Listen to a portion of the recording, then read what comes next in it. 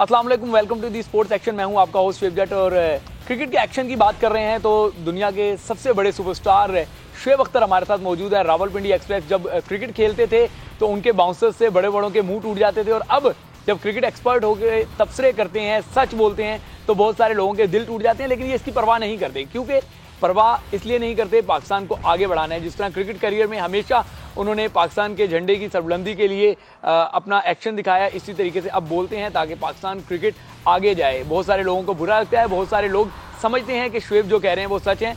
आज बहुत सारे कड़वे और मीठे सवाल शोएब अख्तर से पूछेंगे और जानेंगे कि कहाँ वो गायब हैं। अस्सलाम वालेकुम शोएब, वेलकम करेंगे आपके शो में। पहले ये जानना चाहेंगे, एक ऐसा मौका जहाँ हर कोई लाइमलाइट में नजर आ रहा है, पाकिस्तान क्रिकेट बोर्ड की कश्ती में सवार होता हुआ नजर आ रहा है, आप नजर नहीं आ रहे हैं। सूरज एक ही होता है ना, सितारे बहुत सारे हैं, एक ही हम पूरी चमक देंगे जी। नहीं यार, मैं असल में सच्ची बात और शायद कहता है यार ज़्यादा अपने बारे में तारीफ़ें ना किया क्या, अफरीदी कहता है। मैं क्या अच्छा यार हम्बल हो जाता हूँ यार। असल में मैं 2000 मेंटली रिटायर हो चुका था। मैं 2005 में हो चुका था, मेंटली रिटायर हो गया था, ज़हनी तौर पर बना लिया था, रिटायर्ड हो गया था। मैंने सोच लिया था कि मैंने क्रिकेट नहीं खेली। फिर मुझे इन्होंने सेलेक्ट किया इंग्लैंड के ख़िलाफ़, ओखा सेलेक्ट हुआ 2005-06, याद है इंग्लैंड आई हुई थी, ओखा सेलेक्ट किया उन्होंने मुझे। तो उस रात मैं लाहौर में था, तो मैं डॉक्टर से कहा, मैं डॉक्टर गोडे काम नहीं कर रहे, क्या करें? कहते भाई वही करना पड़े जो हमेशा करते हैं। मैं क्या, लेट जा, फिर लगाया 5-6 टीके इसको, फिर सुन करें इसको। तो मैं क्या डिटेरिएशन तो रुकेगी नहीं यार, तो मैं टूटता रहूँगा तो बहुत बुरी हालत है मेरी, मैं मुश्किल है मेरा यार। चलो एक series, 1 series at a time. वो फिर सीरीज़ जीत के हम बड़ी बुरी तरह मारा। वो असल में एक वजह ये बनी, फ्लिंट ऑफ ने मजाक कर दिया मेरे साथ वर्ल्ड सीरीज़ के दौरान। वर्ल्ड सीरीज़ में मेरा घुटना बिल्कुल अंदर से ही वो फ्रैक्चर हुआ था, ये साइड वाली फ्रैक्चर हो गई थी, ऊपर वाला हिस्सा जो।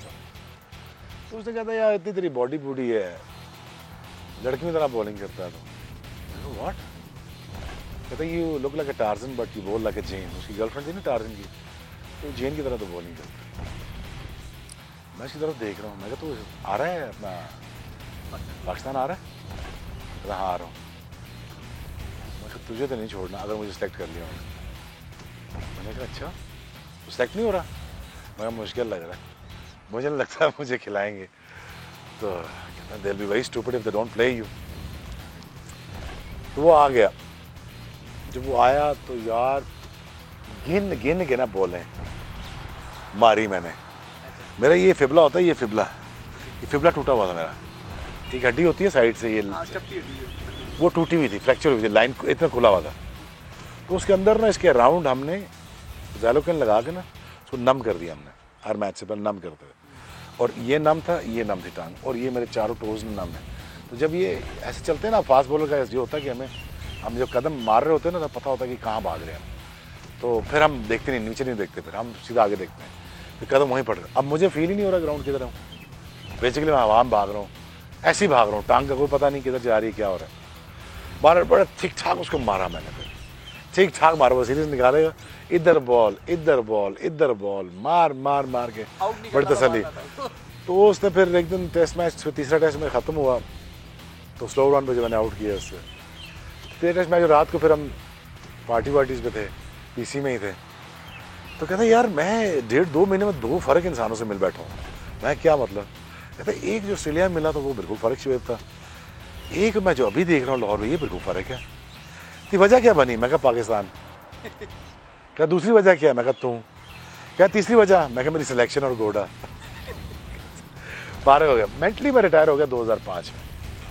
फिर मैं सिर्फ इसलिए खेला, ऑनेस्टली मेरे पास पैसे पूसे कौन थे, और पैसे इसलिए नहीं होते थे मेरे पास कि मैं जो भी कमाता था मैं जाके घर वालों को दे देता था। वालदा को, आज भी वालदा से पैसे लेता हूँ। आज मैं कहते दे दे 5-6 हज़ार दे दे, बाहर जाना, तो आज पैसे उनसे लेता हूँ। लेकिन मेरा दिल नहीं था। 2005 के बाद मैं खेलना नहीं चाहता था। तो 10 साल जो है वो सिर्फ मुल्क के लिए बात मुल्क के लिए, पैसों के लिए, मुल्क के लिए, फिर जो मुझे बहुत ज़्यादा तकलीफ में मुझे खेलना पड़ा 2007-8 में, मैंने आसिफ को बल्ला शल्ला मारा। हालांकि उसको 2 मारने चाहिए थे बल्ले, 1 मारा था, 2 मारने चाहिए थे उसको। जो हरकतें की उसने पाकिस्तान के खिलाफ। इतना बड़ा बॉलर पाकिस्तान की हिस्ट्री में नहीं, दुनिया की हिस्ट्री में इतना बड़ा बॉलर आया ही कोई नहीं, इसका नाम मोहम्मद आसिफ। इतना बड़ा बॉलर ज़ाया हो गया कैसे? लेकिन 2007 में बल्ला मारा, 2009 में वो पकड़ा गया। 2007 से ही खराब था ना, कार्रवाई पहले चल रही थी। 2006 से ही खराब था ना। अच्छा, मैं ये नहीं कह रहा, वो फिक्सिंग कर रहा 2006 में, माइंड सेट वो नहीं था। कभी ये कभी वो, कभी ये कभी वो। मुझे उसकी पर्सनल लाइफ से नहीं है, एज लॉन्ग एज पाकिस्तान को नुकसान ना पहुंचाए। इतना बड़ा बॉलर ज़ाया हुआ, इतनी तकलीफ हुई मुझे, इतनी तकलीफ हुई मुझे। फिर मैंने जब बल्ला मारा उसको तो मैंने चला गया उसके पास चला गया मैं। तो मैंने कहा यार सॉरी यार, मैंने बल्ला मार दिया तुझे, जाने दे यार, ख़त्म कर। तो इसने मलिक को कहा कि नहीं इधर पाइन रहेंगे या फिर आसिफ रहेगा। तो फिर वो मैं ही रहा, फिर वो नहीं रहा बाद में। अच्छा, बात लेकिन बहुत बड़ा चैलेंज आया हो गया। फिर मैं खेलना नहीं चाहता था, मैं 2007 तक तो बिल्कुल ही मेंटली ऑफ था। शुएब, बात कहीं और निकल जाएगी, लेकिन जो पहला सवाल था उसमें आपने एक बात कर दी कि 2005 में आप क्रिकेट दिमागी तौर पे छोड़ चुके थे, ज़हनी तौर पे तैयार थे क्रिकेट छोड़ने के लिए। जिस्म पास कर गया था। हाँ, जिस्म ने जवाब दे दी, लेकिन उसके बाद आपने वो हिम्मत मारी। पैसा भी नहीं था, एक बड़ा फैक्टर आपने बताया। तो मैच फिक्सेस जो होते हैं उनको तो पता होता है कि इस बंदे के पास पैसा नहीं है, इसकी नीड है, उसको वही जाके ग्रैब करते हैं। तो क्या शुएब अख्तर को पैसा भी नहीं है उसके पास? यार क्या मैं बताऊं, 2-4 बंदों को ठीक ठाक मैंने कुटा भी हुआ है। मैं उधर ही आ रहा था। ठीक ठाक कुटा हुआ मैंने। अच्छा, और मैं ठीक ठाक कुट तो लगा। एक वाक्य बता देना। पीसी में मारा था, एक मैनेजर थे हमारे 2002 में। तो मैंने उनसे कहा कि सर बंदे तंग कर रहे हैं बार बार, नाम नहीं बताता मैनेजर का। तो कहते यार मना कर दो ना उनको। मैं कहा ये मैंने कर दिया मना। तो कहते कैसे किया मना? मैंने कुंडी लगा के। कहते वो कैसे मना होता है? मैं कहा वो फिर आप खुद ही समझ जाएं।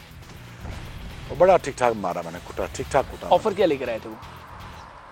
बहुत है यार, बहुत बहुत। नहीं, वो क्या ऑफर क्या लेकर आए थे? जैसे 4 कनाल घर ले लो, गाड़ियाँ ले लो, बाहर पैसे ले लो, स्विट्जरलैंड में पैसे ले लो, ये कर लो वो कर लो। और मैंने कहा यार देखो तुम लोग मुझे कितने से जानते हो, इंडिया से जानते हो। मैं 97 से आ रहा हूँ और अभी भी तक आ रहा हूँ। तो पता है मेरे पैसा, मैं ज़रूरत से और पैसे से आगे हूँ। मैं इन 2 चीज़ों से हमेशा आगे रहा हूँ। मेरा ये था यार कि मैं पैसा कमा लूँगा। पैसा कभी मेरा ज़िंदगी में मेन फैक्टर नहीं रहा। It was not the most important factor in my life which is the money. Allah दे दे पैसा, दे दे ठीक है, बेहतरीन है, ना दे कोई बात नहीं, लेकिन उस तरीके से नहीं कमाऊँगा कभी पैसे में। नहीं, मैं ये पूछना चाहता कि जैसे अब होती है कि स्मार्ट फिक्सिंग जिसे कहते हैं कि जी आपने 2 बॉल डॉट खेली, इतने लाख डॉलर ले लो या इतने लाख रुपए ले लो। यार मैं गलत बात नहीं कर सकता तो गलत काम करने का कह रहा हूँ। मैं गलत बात नहीं बर्दाश्त करता। ऑफर्स ही ऑफर है यार, ऑफर्स ही ऑफर्स है। सुबह जाओ, ग्राउंड से पहले नाश्ते को मिल जाता है, कोई रात को पार्टी मिल जाता है, कोई फंक्शन मिल जाता है, कोई किधर मिल जाता है। चलें इसको ऐसे कर लेते हैं, पाकिस्तान में आसान होता है खिलाड़ी को ट्रैप करना, या जब आप लोग इंडिया टूर पे होते हैं, क्योंकि मोस्टली फिक्सर्स का ताल्लुक जो है वो इंडिया से जाके जुड़ता है, या जब आप यूके की सॉइल्स पे होते हैं वहाँ पे? नहीं, हर तरफ है, हर तरफ हर बंदे को इजी मनी चाहिए। लेकिन मैंने ये, मेरी वालदा ने जब मुझे एक दिन 99 वर्ल्ड कप के बाद नैब ने बुलाया मुझे, तो मैं 2 दिन गया ही नहीं। नैब ने बुलाया जी कि आपने आना है, ये करना है, आपने जवाब देना है। मैं किसी का जवाब देना है नहीं, आपको आना पड़ेगा, नहीं वारंट हो जाएंगे। तो ये मैं गिरफ्तार कर लूँ, क्या फ़र्क पड़ना, ले जाओ, मेरी बेइज्जती तो नहीं होनी, मुझे दुनिया जानती है। तुम किसी स्टार को गिरफ्तार करोगे तो कर लो। उन्होंने कहा नहीं यार प्लीज़ आ जाएं, थोड़ी सी बात करनी है आपसे। मैं चला गया, एज यूजुअल जीन्स पहनी हो, टी शर्ट मेरी फटी होती थी, तो मैं चला गया। तो बड़े कोई एक बंदे बैठे हुए आगे टिप टॉप, तो मैं अंदर गया, तो मैं अस्सलाम वालेकुम पढ़ा उन्होंने जी, वालेकुम कैसे हैं आप? तो मैं कहा ओके खुदा हाफिज़, मैं करके निकल गया। उन्होंने कहा सर एक्सक्यूज़ मी, आपकी इन्वेस्टिगेशन हो रही है? मगर तुम अगर इस्लाम का जवाब सही तरीके से नहीं दे सकते हो, इन्वेस्टिगेशन किस चीज़ की करोगे? मगर जो करना कर लो, जाओ। और तो पता लग गया नहीं है बंदा कोई फर्क नहीं। अरे सर मेरी बात से मैं किसी लिए बुलाया मुझे? मैच फिक्सिंग का इल्ज़ाम है। नहीं वो बात करें, मैं को मैच फिक्स किया, तो मैं बुलाया क्यों है? किया गया मैंने नहीं वो सर वो असल में आप फाइनल की रात, आप वो 99 की फाइनल की रात शायद आप बाहर चले गए थे। मैं क्या 99 की फाइनल की रात में बाहर गया था? आपको पता है ना वहाँ सिक्योरिटी कैमरा लगे होते हैं? कहते हाँ लगे थे। वीडियो निकाली है? हाँ निकाली। मैं 8 बजे के बाद में बाहर था, अंदर था। नहीं आप तो अंदर थे। मैं कहा भाई कहा किसने बुलाया क्यों कहा किसने? चुप। मैं क्या इन्वेस्टिगेशन पूरी होगी, थैंक यू वेरी मच। नहीं आपको डिसम्बर का मसला है। मैं क्या मैं आउट कर रहा हूँ? कहता हाँ जी कर रहे हैं। मैं कहता मैच जीत रहा है? मैं जीत रहा हूँ। तो मैं क्या मुझे पीटी करानी है आपने? डिसम्बर का मसला है, मैं भाग जाऊँ यहाँ से, जो करना कर लेना। मैं चला गया, बस उसके बाद मुझे कभी किसी नहीं मिला। इमरान भाई की बात एक बड़ी ठीक है, बड़े ऑफिस में बड़े छोटे लोग बैठते हैं, ये बात सच है, ये बात सच है। अच्छा, इतने फिक्सर्स की आपने पिटाई भी कर दी, बंद कमरे करके पिटाई कर दी, जो ऑफर करने आया उसका मुंह तोड़ दिया, तो थ्रेट्स तो मिली होंगी, लाइफ थ्रेट्स। ऐसा तो नहीं है कि पिटाई करके खामोशी से चला। तो आज ले लो जान, मैं आज अल्लाह से मिलने को तैयार हूँ। नहीं, थ्रेट्स मिलना बेशक वो तो आपका जज्बा है। मिलने हैं भाई, मैं कहता हूँ आज जाने को तैयार हूँ, मैं आज जाने को तैयार हूँ। वो मैं समझ रहा हूँ, मिली लाइफ थ्रेट। वो दे नहीं जी, मुझे कोई थ्रेट शेट नहीं। वो पागल है, पता नहीं मथे लग जाना इसमें। थ्रेट शेट मुझे नहीं देता है। मैं एक्चुअली मैं रहा हूँ 92 93 में मैं 10 नंबर पे रहता हुआ। मेरा ख्याल कराची मैंने वही आना है, कराची की तरफ ही आना है अभी। 10 नंबर का मतलब है कि फिर आपने बहुत देखा जो कराची वालों ने भी नहीं देखा। तो मेरे असल में जो मेरे महाजर जो लड़के थे ना, वो एक्चुअली वो मेन थे जिन्होंने पाशवे अख्तर को खिलाया, अल्लाह और अल्लाह के रसूल के बाद, पंचम बाग के बाद। वो मेन लड़के थे, पिंडी वाले, इश्तियाक शाह साहब और पिंडी वाले, और फिर वो महाजर लड़के जो जिन्होंने मुझे लेके जाना। ऊपर से फायरिंग हो रही है, मैं नीचे से मोटरसाइकिलों में जा रहा हूँ। महाजिर से मुराद आपकी एमकेएम है या Urdu speaker?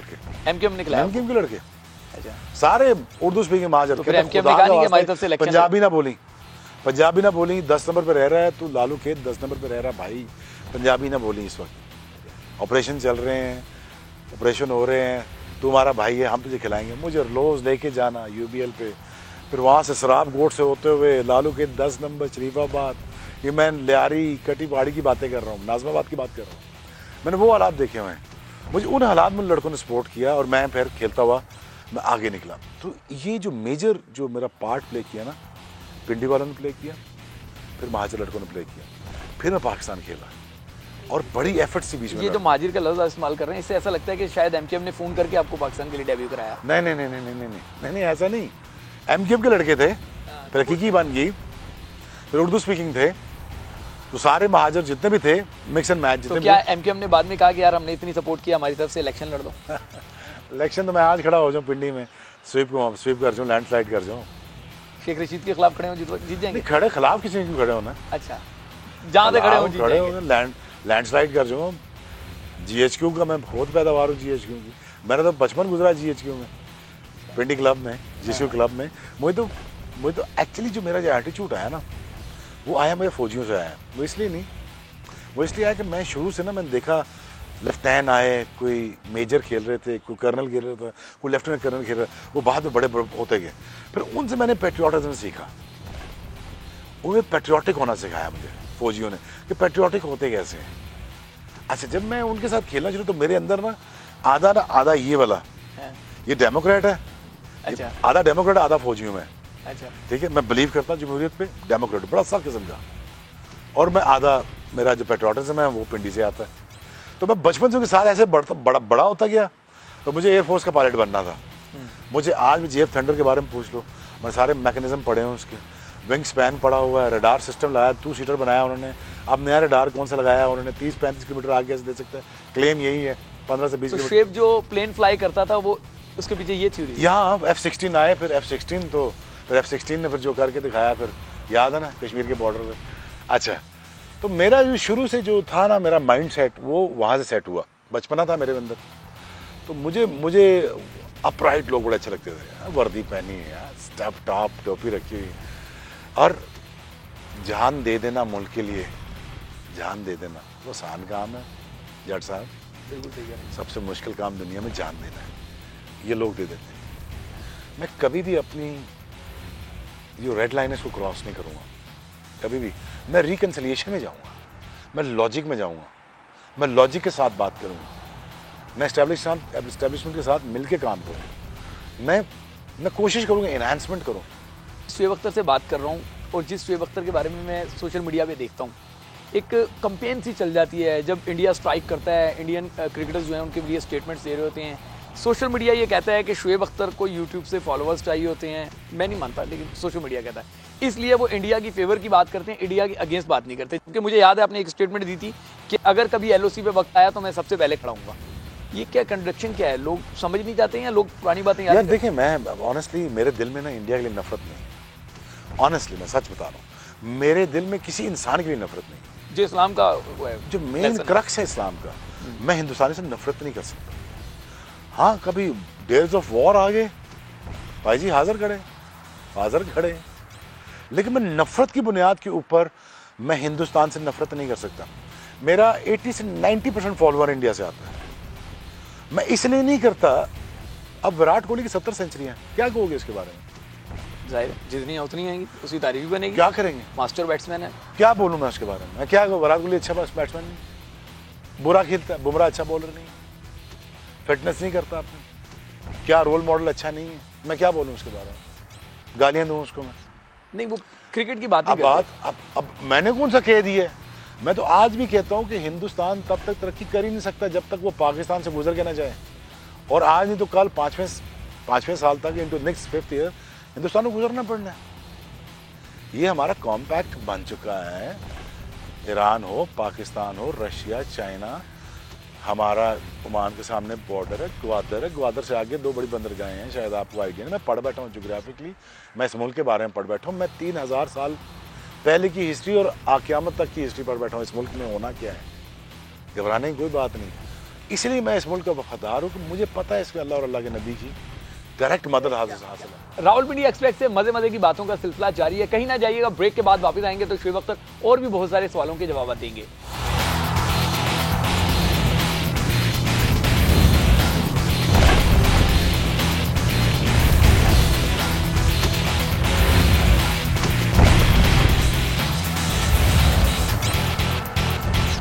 Welcome back. Pakistan cricket नहीं बल्कि दुनिया क्रिकेट के सुपरस्टार शुएब अख्तर हमारे साथ मौजूद हैं। जहां से उनसे बातों का सिलसिला टूटा था वहीं से दोबारा जोड़ते हैं। पाकिस्तान क्रिकेट बोर्ड की एक बातें आने लग गई कि आप चीफ सेलेक्टर बनने जा रहे हैं। आपका जो वे ऑफ क्रिकेट रहा है, वे ऑफ बिहेवियर रहा है, आप लीडर रहे हैं हमेशा। चीफ सेलेक्टर तो बहुत ज़्यादा उसको सिफारिशें सुननी पड़ती हैं। शुएब अख्तर का तो ये मिजाज ही नहीं है। तो क्या शुएब अख्तर में चीफ सेलेक्टर हेड कोच नजर आएगा या छोड़ नजर आएगा? यार देखो, ऑनेस्टली यार मैं ऑनेस्टली चाहता हूँ यार हमारा बच्चा 1 करोड़ रुपया, 2 करोड़ रुपया कमाए, सीजन कमाए। एवरी क्रिकेटर मैं चाहता हूँ अंडर-19 के बच्चे हमारे 50-50 लाख रुपए घर लेके जाएं। लेकिन इस गेम को प्राइवेटाइज करना पड़ना है। इसको as a governing body run नहीं करना हमें क्रिकेट बोर्ड को। हमें रन करना है एज ए एंटिटी जो इम्पावर्ड करेगी बच्चों को। मैं वही देख रहा हूँ, घसी पिटी स्टेटमेंट, रीबिल्डिंग। कौन सी रीबिल्डिंग यार? पैसा तुमने आज लिया है, आज से काम आज करके दे। रीबिल्डिंग क्या होती है? आज अगर मैं चेयरमैन क्रिकेट बोर्ड बनता हूँ तो मैं 2 महीने के अंदर बताता हूँ कि इंसान के बच्चे बन जाओ। मैं फौरन से पहले 400 बंदा निकालता पीसी से। पाकिस्तान क्रिकेट बोर्ड में तो ट्रेंड है कि कम से कम 60 से ऊपर का हो तो चेयरमैन बने। हाँ, या वेंटिलेटर पे हो।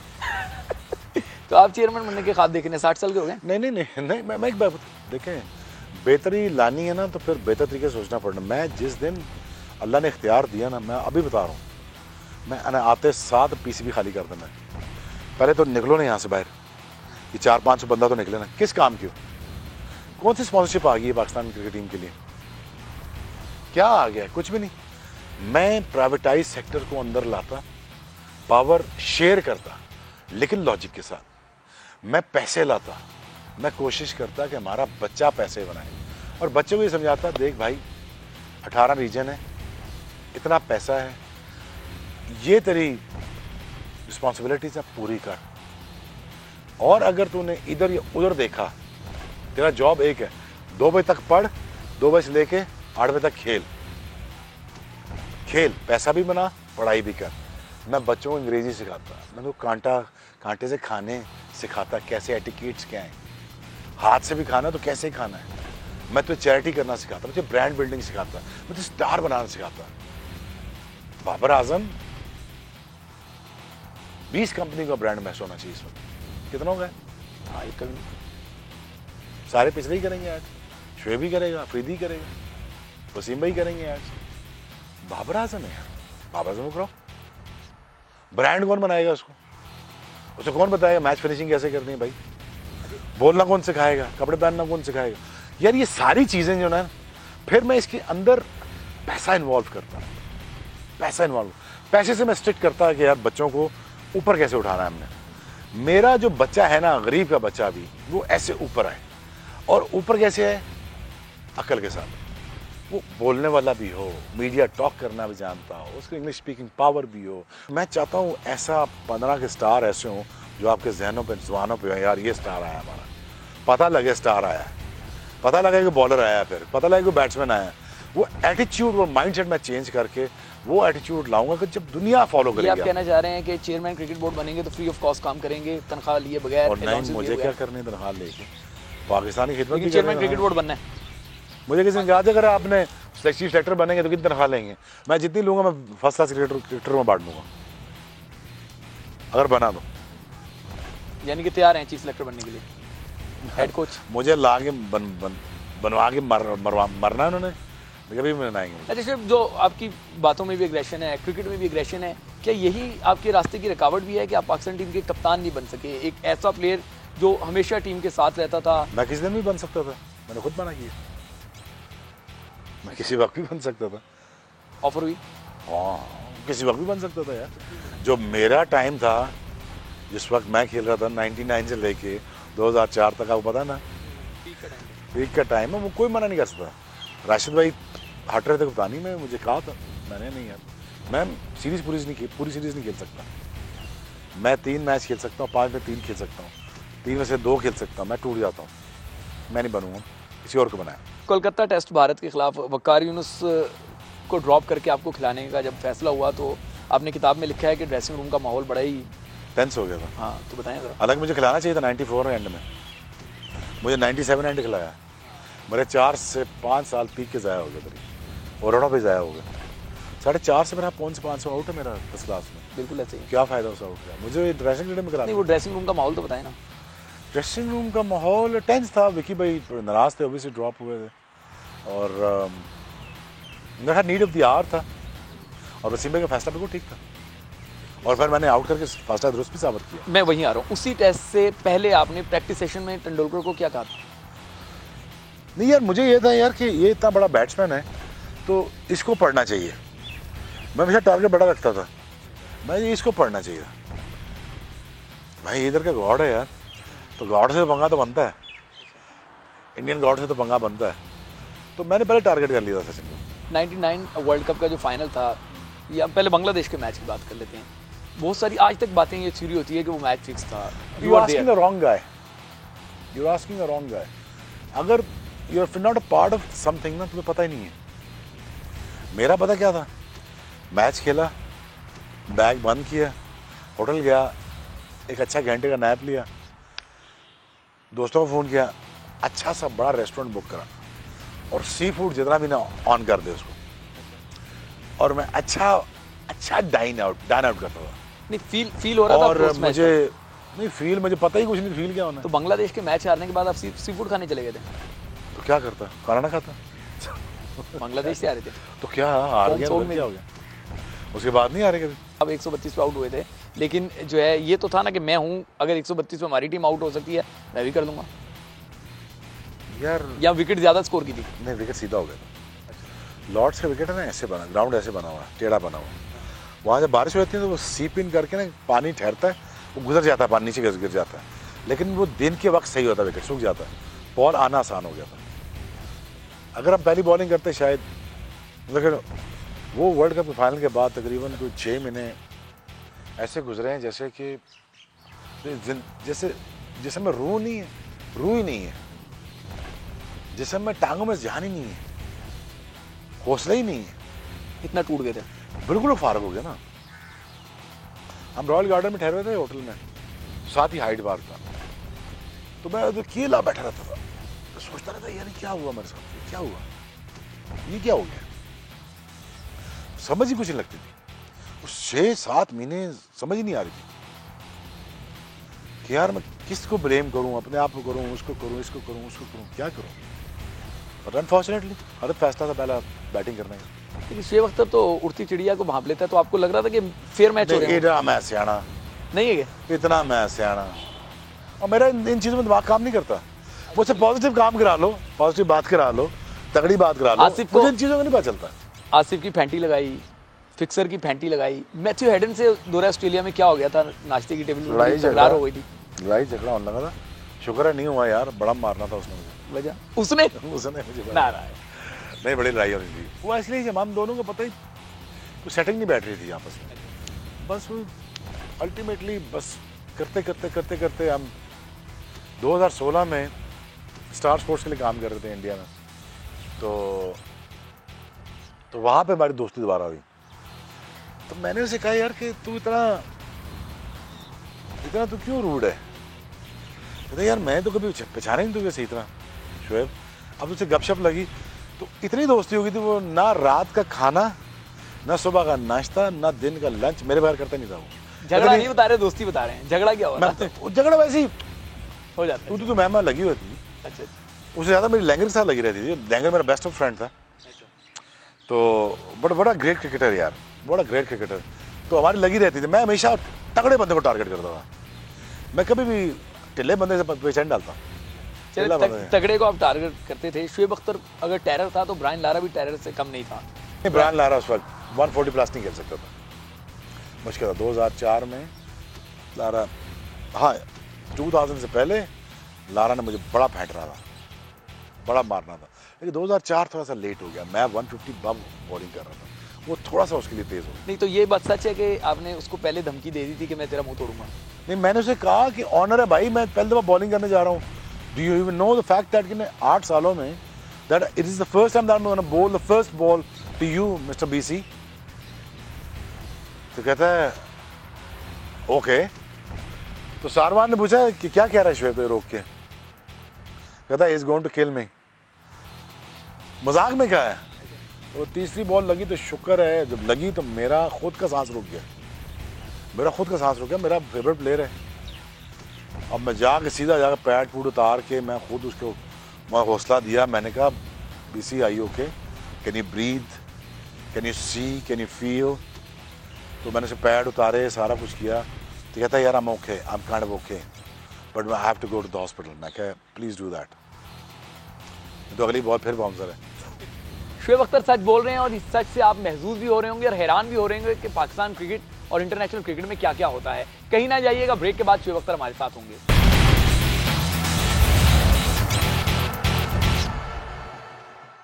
Welcome back. Rawalpindi express bullet की तरह सच्ची बातें कर रहे हैं जो जाके चुभ रही होंगी उनको जो पाकिस्तान क्रिकेट को आगे बढ़ता हुआ नहीं देखना चाहते, और जो पाकिस्तान क्रिकेट को आगे बढ़ता हुआ देखना चाहते हैं वो इस इंटरव्यू को खूब महसूस हो रहे होंगे इस इंटरव्यू से। कड़वी बात है, उम्मीद है कि आप सही जवाब देते ही हैं हमेशा। अब एक नई बहस छिड़ गई है कि जो अब की स्पीड गन्स हैं वो शुएब के ज़माने में होती तो शायद शुएब 150 ना करा पाता। अच्छा?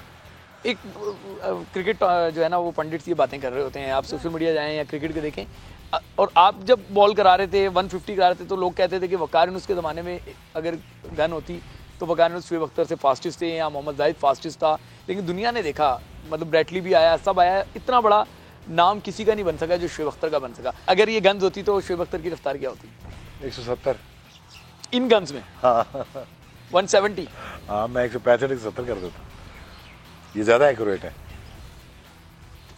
हमारी वाली ज़्यादा एक्यूरेट नहीं थी। मैंने किया था 161 किया था, 162 किया था मैंने। वो माना ही नहीं उन्होंने, कहते गाना ख़राब है। मैं कहा गाना नहीं ख़राब, आपका दिमाग ख़राब है। तो मैंने माना ही नहीं। बहरहाल डजंट मैटर यार, what difference does it make यार। मैं तो चाहता हूँ यार मेरे रिकॉर्ड की कोई अहमियत नहीं है जब तक उसको कोई तोड़ता नहीं। अच्छा, मुझे एक बात लगती है, मेरा शिकवा है, मुझे ऐसा लगता है कि आप जब पाकिस्तान क्रिकेट से चले गए तो अपने साथ एग्रेशन भी ले गए। आपके पास कोई एग्रेशन क्यों नहीं नजर आ रही हमारी टीम में? सारी एग्रेशन लेके चले गए। कुछ सियाने हो गए, सियाने हो गए। एग्रेशन बेवकूफ़ों में होती है, एग्रेशन पागल लोगों में होती है। अब सियाने लोग तेज़ बॉलिंग थोड़ी करते हैं, सियाने लोग लंबा खेलते हैं। हम तो जो आज का दिन था उसी दिन पे खेलना है, जो आज बैट्समैन सामने उसी को तेज़ करनी है और शाम तक तेज़ ही करते जाना है। कोई मकसद नहीं था दूसरा, और कोई यार दूसरा मकसद ही नहीं स्क्वायर क्रिकेट के अलावा। So I think my love for the fast bowling वो इसलिए था कि मुझे बॉलिंग तेज़ करनी थी, मुझे दुनिया का हर काम तेज़ ही करना है, मुझे हर काम तेज़ ही करना है। इसीलिए कहता हूँ कि जब अगर मैं पाकिस्तान क्रिकेट बोर्ड में आया भी कभी तो तेज़ ही काम करूँगा, जल्दी रिजल्ट प्रोड्यूस करूँगा, कोशिश करूँगा हमारे 30 का 30 स्टार बैठा हो, बेंच स्टैंड के ऊपर भी वो लड़के बैठे जिनको आपको नाम पता हो कि ये आने वाला है जी, ये आने वाला है जी। हाइप इतनी क्रिएट कर दूंगा और लड़के ऐसे होंगे कि आपको लगेगा पता यार शुक्र है अल्लाह का, पाकिस्तान के वो जो लड़के थे वो वापस आना शुरू हुए। मुझे स्टार चाहिए, मुझे गुलाम नहीं चाहिए, मुझे ये डरे हुए मरे हुए क्रिकेटर नहीं चाहिए, मुझे चाहिए स्टार। स्टार क्वालिटीज़ के लिए फिर तुम्हें पाथवेज सिखाऊंगा। पाथवेज क्या है? हमारी कामयाबी का राज ये नहीं कि मैंने रन स्कोर कर दी, कामयाबी का राज ये कि आप ऐसे इंसान भी बड़े हो रहे हो, आप इवॉल्व हो रहे हैं, आपको घड़ी पहनने का तरीका पता है, आप कपड़े पहनते हो, आप बोलने का पता है, आपको मीडिया के बारे में पता है, आप अपने जर्नलिस्ट भी स्टेक होल्डर हैं, स्टेक होल्डर हैं, तो उनको लान तान करते रहना। आप नहीं, पाँच छः जर्नलिस्ट पिक करो, उनसे मशवरा करो, बात करो। मेरी अगर कम्युनिटी अगर जर्नलिस्ट की है तो मैं चीफ सेलेक्टर बनता भी, तो मैं जर्नलिस्ट से पूछा यार तुम्हारी टीम क्या है यार, तुम बताओ यार उस लड़के के बारे में सवाल नहीं किया, क्यों नहीं किया सवाल? काम पूरा करके नहीं आया क्या? पढ़ के नहीं आए हो? साउथ शकील नहीं खेल रहा, साउदी कीपर बैट्समैन, वो क्यों नहीं खेल रहा? उसके बारे में क्यों नहीं आप वर्क करके आए यार? सलाउद्दीन क्यों नहीं खेला? इसके बारे में सवाल क्यों नहीं किया आपने? इस बात में सदाकत है कि एक कप्तान ने धमकी दी थी वेस्ट इंडीज़ के खिलाफ पहला टेस्ट, अगर शुएब को खिलाया तो मैं 5 खिलाड़ी लेके बाहर चले जाऊंगा। पता नहीं, सुनने में आई थी ऐसी स्टोरी। वसीम भाई के बारे में बात कर रहे हैं, वो पता नहीं बोर्ड का उनका आर्गूमेंट चल रहा था, मुझे नहीं पता इसके बारे में, ऑनेस्टली मुझे नहीं पता। वैसे ये सवाल बहुत मरतबा हुआ है, एक मरतबा वो ये कह रहे थे कि मैंने सेम टीम के साथ जाना है, सेम विनिंग कॉम्बिनेशन के साथ जाना है, तो बोर्ड ये कह रहा था कि शायद शुएब को आज खिला देते हैं तो बाद में मौका नहीं मिला, अपने साउथ अफ्रीका लेके जाना है इसको।